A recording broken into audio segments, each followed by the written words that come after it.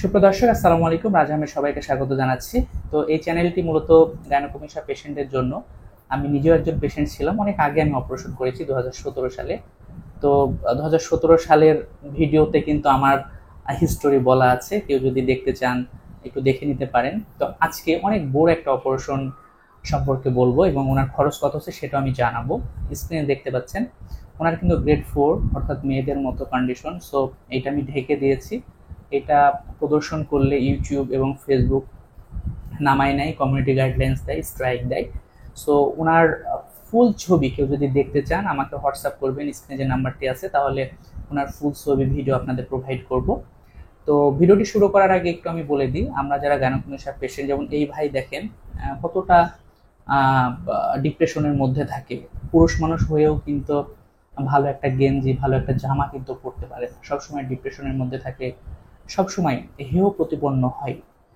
Socially উনি কিন্তু চলতে পারে না। আমরা তো সামাজিক জীব, সমাজে আমরা একজন পুরুষের যেভাবে চলা দরকার সেভাবে চলবো, মেয়েদের যেভাবে চলার দরকার সেভাবে চলবে। সো গ্যানোকমেশিয়া প্রবলেমটা যার মধ্যে আছে সে কিন্তু সমাজে একজন ছেলের যেভাবে চলার দরকার সে কিন্তু এইভাবে চলতে পারে না, একটা মেয়েলি ভাব চলে আসে এবং মেয়েদের মতো কিন্তু ঘরবন্দি হয়, কারোর সাথে মিশতে চায় না। ঠিক আছে, আমিও দীর্ঘ 8-10 বছর ভুক্তভোগী হওয়ার পরে তো অপারেশন করেছি, এই জন্য আমি এই ব্যাপারগুলো বুঝি। আপনারা অবশ্যই কমেন্ট করে জানাবেন যে আমার কথাগুলোর সাথে আপনাদের মিল আছে কিনা। তো চলুন আমরা মূল ভিডিওতে চলে যাই। তো দেখতে পাচ্ছেন ওনার অপারেশন কিন্তু 12 তারিখে হবে। আর একটা কথা কি, খুব বড় যাদের প্রবলেম, লাইক এই ভাইয়ের মতো যাদের গ্রেড 4 বা ঝুলে গেছে, তাদের কিন্তু ফুল অজ্ঞান করে অপারেশনটা করতে হয়, না হলে কিন্তু একটু সমস্যা হয়, পেশেন্ট ব্যথা পায়। তো যাদের খুব বড় কন্ডিশন, আমি বলবো যেহেতু সময় বেশি লাগে, বড় এরিয়া জুড়ে লাইপোসাকশন করে ফ্যাটটাকে বের করে আনতে হয়, স্কিন ইনজেকশন করতে হয়।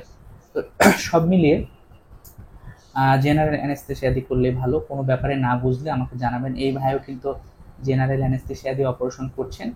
তো ওনার মোটামুটি 60 থেকে 65 হাজার টাকার মধ্যে আমি ম্যানেজ করে দিয়েছি। আগামী 12 তারিখ ওনার অপারেশন, ওনার জন্য দোয়া করবেন। আর ওনার অপারেশন পরবর্তী কেমন রেজাল্ট আসবে সেটাও আমি চেষ্টা করব এই চ্যানেলের মাধ্যমে দেখানোর।